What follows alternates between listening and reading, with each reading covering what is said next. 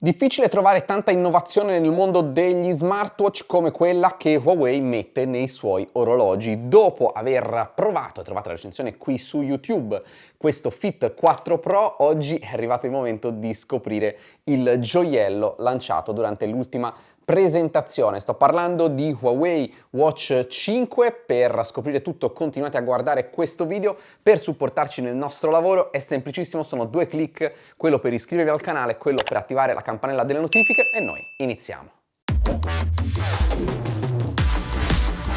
All'interno della confezione del mio Watch 5, che è titanio con cinturino in titanio, oltre all'alimentatore, eccolo qui, con porta USB-A e basetta magnetica senza pin, quindi è possibile orientarlo come vogliamo, ci sono degli accessori specifici che sono questi, ovvero delle parti di cinturino. Queste in realtà sono quelle che io ho levato, mentre invece in confezione ce ne sono altre che potete aggiungere se volete fare il cinturino più grande. La cosa che mi è piaciuta moltissimo è che questo sistema di aggancio e sgancio, vedete, è fatto direttamente sulla singola maglia con queste piccole levette. Non dovete usare quindi martelletti, chiodini o altre amenità del genere che, per quanto molto classiche e funzionali, sono un po' una noia, ecco, quello sì, però insomma non è neanche una cosa che dovete fare probabilmente molto spesso. Eccolo qua al mio polso con sistema di aggancio e sgancio in questo modo, eccoci qua,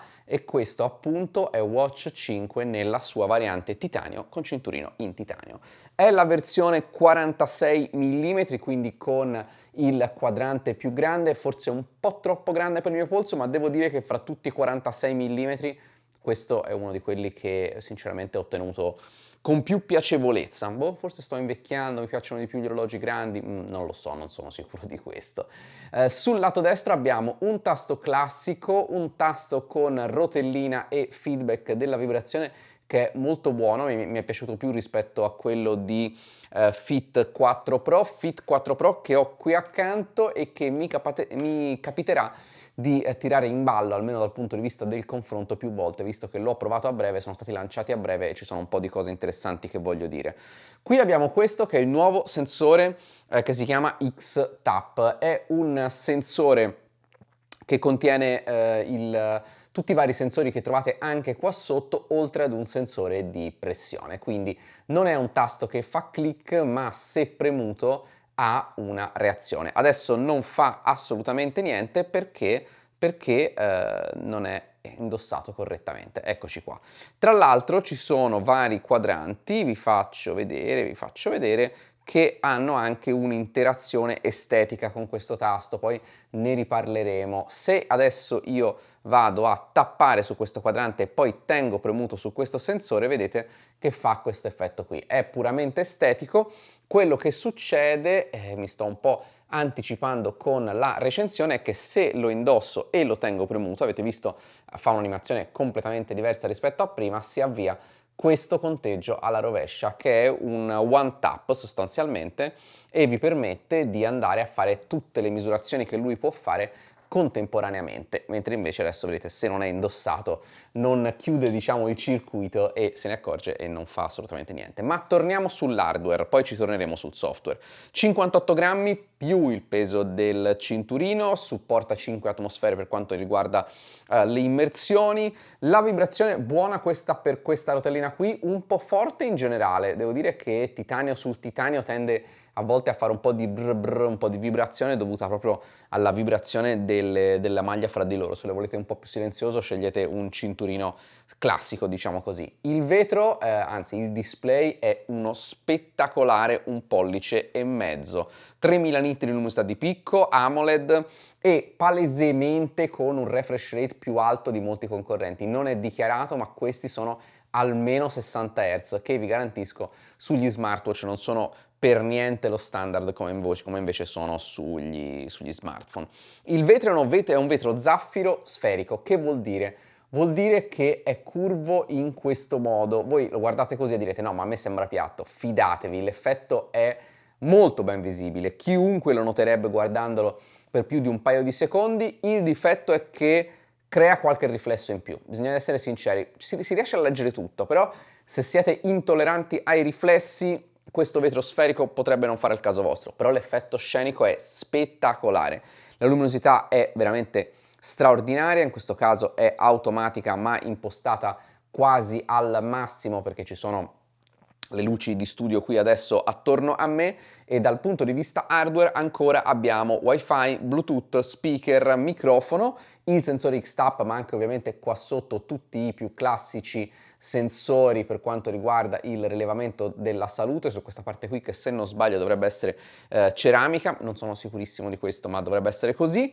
E poi c'è il supporto eSIM che è sfruttabile sia con una eSIM dedicata sia duplicando, per quei pochi operatori che lo permettono, la eSIM del vostro smartphone. Tra l'altro vedete qua sotto l'indicazione del fatto che sia connesso al Wi-Fi, tra l'altro Wi-Fi 6, quindi top, e c'è anche il chip NFC, ma al momento non c'è un sistema di pagamento. Rispetto al Fit 4 c'è questa icona che ci fa capire che c'è ed è pronto per essere usato. Tra l'altro, a differenza proprio del Fit, c'è anche l'applicazione qui preinstallata che poi ci dice di aggiungere delle tessere sul nostro smartwatch, scusate, sul nostro smartphone, ma di fatto al momento non ci sono servizi di pagamento integrati che funzionano. Il software, tenendo premuto, abbiamo la possibilità di scegliere fra tutti questi quadranti con la chiara indicazione di quanto questi quadranti consumano. 1, 2, 3 sono i vari livelli di consumo, ce ne sono tanti veramente molto belli che veramente rendono giustizia a questo display spettacolare, spettacolarissimo, non so neanche veramente come dirlo. Ho usato anche tantissimo questo che è simile a quello che ho usato sul Fit, ma posso dirvi che quelli circolari o comunque pensati per sfruttare l'effetto del sensore X-Tap, per esempio anche questo lo vedete, sono oggettivamente più belli. Ci sono dei quadranti veramente, possiamo quasi dire, di design all'interno di questo smartwatch. Qui abbiamo i toggle di notifica rapidi, li avete visti, continuano fin qua su. Scorrendo lateralmente abbiamo i widget rapidi, quelli impilati, fra cui anche quello dell'assistente vocale che vi ricordo funziona soltanto se lo smartwatch è connesso a un Huawei. C'è Health Insight che è una voce che invece non avevo trovato, non mi pare ci fosse sul 4 Pro, mentre invece scorrendo lateralmente abbiamo questi widget qui personalizzabili. Tra l'altro lo schermo è così grande che se ne mettete di più nella stessa schermata li vedete chiaramente. Tenetevi conto che lo schermo è curvo, quindi rispetto al Fit sì, si vedono un po' meglio, ma lo spazio non è sfruttato ovviamente al 100%, essendo il display circolare, tra l'altro con bordi veramente molto ridotti, e niente vi vieta di tener premuto, ecco qua, e andare a modificare queste schermate qui, vedete mostrate tutte come se fosse un continuo di widget. Posso dire anche che questo, e qui entriamo un po' nel campo del software, questo HarmonyOS che troviamo all'interno di questo smartwatch è fatto veramente bene. È di una fluidità, di una precisione spaventosa. L'unica cosa che io ho notato come bug è che quando cerco di premere il tasto qui di sospensione, quando lo indosso, a volte, ecco come ora, mi va il tap sull'impostazione sopra, devo tappare sempre un pelino più in basso. Questo è un bug software, non so bene il perché. Bellissima, guardate anche l'animazione di questo quando premo l'X-Tap, sono cose puramente estetiche. È di una fluidità, di una precisione, le animazioni sono così gradevoli, veramente bravissima Huawei. E vi dico, meglio anche del Fit 4 Pro, palesemente ci sono due processori diversi all'interno, oltre al refresh rate, oltre al display più grande e più luminoso, che sicuramente fa anche molta scena. Allora, a cosa serve? E qui vado a riattivare lo schermo sempre attivo. A cosa serve il sensore X-Tap? Voi direte, vabbè, ma fa quello che fa il sensore sotto. Allora, no, perché misura anche rigidità arteriosa e ECG, cosa che non si può fare solo con il sensore qua sotto.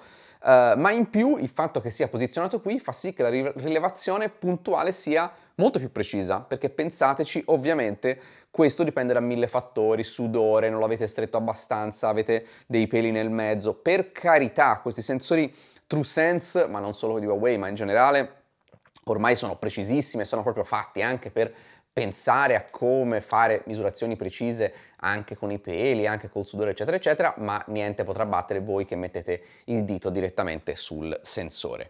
Questo vi serve per fare delle misurazioni puntuali, ovviamente per il day to day, per la misurazione dello sport, eccetera, eccetera, i sensori sotto fanno tutto quello che devono fare. Una cosa molto interessante, questa è una cosa che secondo me si dovrebbe far notare e invece credo che in pochi abbiano messo l'accento su questo, è l'unico smartwatch che io abbia mai trovato che vi permette, grazie proprio al sensore X-Tap, di misurare l'ossigenazione del sangue in tempo reale. Dovrei stare in silenzio, dovrei stare fermo, immobile e in silenzio e fare anche un po' di pressione. Ah, scusate, non stavo leggendo lo schermo, dovevo fare un po' meno pressione.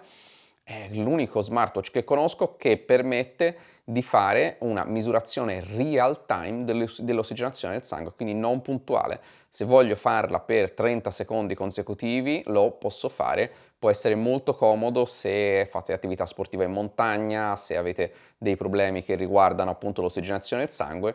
Questa cosa real time io l'ho trovata soltanto sul Watch 5, fatemi sapere magari anche nei commenti. Tutta la parte di sport, andatevi a vedere magari la recensione del Fit 4 Pro, è praticamente tutto identico, si possono importare i tracciati da Komoot, si possono guardare le mappe offline, si possono guardare i tracciati del golf offline sul display, insomma estremamente completo, supporta le immersioni, il trial running, il golf appunto, tutte funzioni che prima funzioni specifiche per questi sport che prima erano disponibili soltanto sull'Ultimate. Cos'altro posso aggiungere sul software? Scorrendo verso l'alto con le notifiche che sono annidate anche da più mittenti, ci sono le emoji, non ci sono le foto, non si possono ascoltare o inviare vocali, potete rispondere con messaggi predefiniti che potete modificare, potete rispondere con emoji o potete rispondere anche con una tastiera che supporta anche la dettatura vocale. Rispetto al Fit la tastiera è una tastiera QWERTY, quindi decisamente più comoda. E poi ancora abbiamo App Gallery che ci permette di installare delle nuove applicazioni, non ci sono tantissime applicazioni, infatti quella di DJI viene subito messo in cima perché è palesemente quella più interessante, ma qualcosa c'è un calendario, un audio player, comunque si possono mettere gli MP3 qua dentro a prescindere e collegarci delle cuffie direttamente per andare a correre con eSIM tranquillamente, quindi tranquillamente potete lasciare lo smartphone a casa, eccetto per i pagamenti come vi ho detto. Insomma, per me questo è uno dei software più completi in assoluto, anche Petal Maps, quindi non solo mappe per lo sport ma anche mappe proprio in generale, per muovervi all'interno, forse anche troppo luminoso, l'ho tenuto forse anche troppo luminoso per questo video, quindi anche mappe diciamo stradali se vogliamo, non soltanto quelle per attività fisica e poi tutta la parte di salute, benessere, tutta la parte di esercizi di respirazione, altimetro, consumo delle calorie, battito cardiaco, uno smartwatch veramente completissimo. Ah, c'è anche l'Always On Display, io personalmente non l'ho usato perché il risveglio col movimento del polso funziona alla grandissima. Vi faccio vedere un po' rapidamente l'applicazione Huawei Health dallo smartphone, dove possiamo vedere tutta l'attività fisica, la possibilità per esempio di tracciare una pedalata, che ne so, all'aperto, come in questo caso, con la possibilità di vedere i giri, tutti i vari grafici, come in questo caso. Vi sto facendo vedere un'attività fisica un po' così a caso. I dati sono precisissimi, il GPS fa paura da quanto è preciso, anche in strade estremamente strette ci mette solo un po' di più a fare il fix, ma poi veramente estremamente preciso. E la consultazione dei dati è semplicissima, c'è anche la variabilità della frequenza cardiaca, ECG come vi dicevo, rilevamento della rigidità arteriosa e poi se andiamo a vedere il sonno, che è una delle metriche che misura meglio, abbiamo la possibilità qui di vedere per esempio, ho sbagliato io, di scorrere fra tutte le nostre fasi del sonno e capire singolarmente quanto sono durate. Qui c'è una metrica, per esempio una media di tutte le ultime notti, in questo caso io l'ho indossato per veramente ormai una decina di giorni, anche di più, e no, ormai di più sì, è veramente molto comodo e tra l'altro vi manda anche delle notifiche per farvi notare qualcosa. Per esempio ieri siete andati a letto troppo tardi e ultimamente sta succedendo un po' troppo spesso. Questo è molto interessante perché sono quelle cose che vi dicono vabbè ieri hai dormito 7 ore, ok, ti interessa lì per lì e poi magari te lo dimentichi, invece avere diciamo, una panoramica un po' più ampia è interessante. Stress, misurazione dell'ossigenazione del sangue, come dicevo, in alto potete cambiare da visualizzazione classica a visualizzazione trifogli, quindi più sul benessere piuttosto che sulla salute. Se andiamo su dispositivi e qui possiamo cambiare con tutti quelli a disposizione, ce ne sono tanti a pagamento, devo essere proprio sincero, ma scorrete, qui ce ne sono alcuni gratis in promozione, molto interessante, dopo ci darò un occhio, se scorrete fino in fondo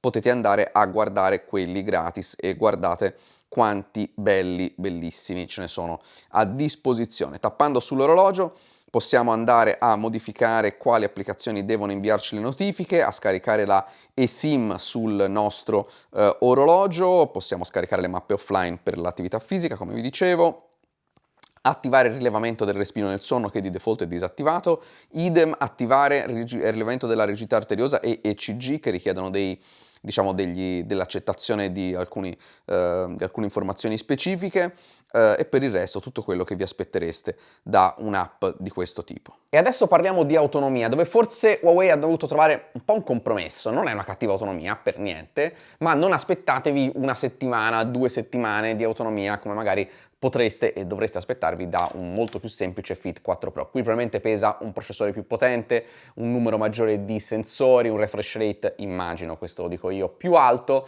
però ecco, devo dire che siamo attorno ai 4-5 giorni senza un uso intensivo del GPS che vi butterà giù la batteria un po' di più, anche se dai miei test meno in percentuale di quello che faceva sul Fit 4 Pro in proporzione rispetto a quello che può offrire. Quindi 4-5 giorni diciamo a quello che potete aspettarvi usandolo anche di notte, che comunque non è una cattiva autonomia. Ma quanto costa questo Huawei Watch 5? Costa 449 euro nella versione standard, quindi quella in acciaio, non quella in titanio, 649 euro per la versione in titanio. I prezzi, se non ho capito male, sono gli stessi fra 42 e 46, quindi scegliete in tranquillità in base rispetto a quello più giusto per il vostro polso. Io andrei di 42, secondo me, per la maggior parte degli utenti, ma insomma valutate voi, che sono dei prezzi ok.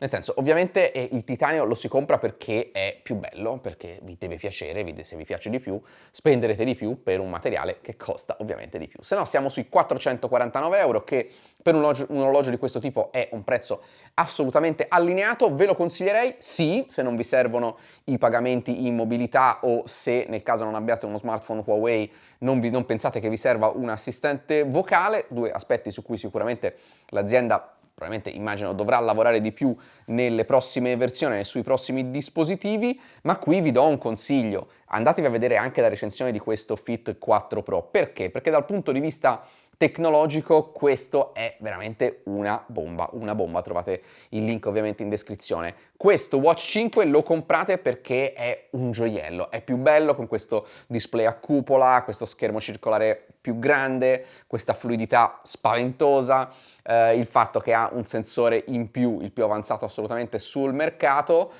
si paga ovviamente per un prodotto un pochino più esclusivo, di fascia un po' più alta. Fatemi sapere cosa ne pensate nei commenti, se non l'avete mai fatto iscrivetevi al canale, attivate la campanella delle notifiche. Disclaimer finale: questo Watch 5 ci è stato fornito da Huawei, che non ha visto questo video in anteprima, lo sta guardando insieme a voi, non ha fornito input editoriale, non ha fornito compenso economico. Grazie e noi ci vediamo a un prossimo video.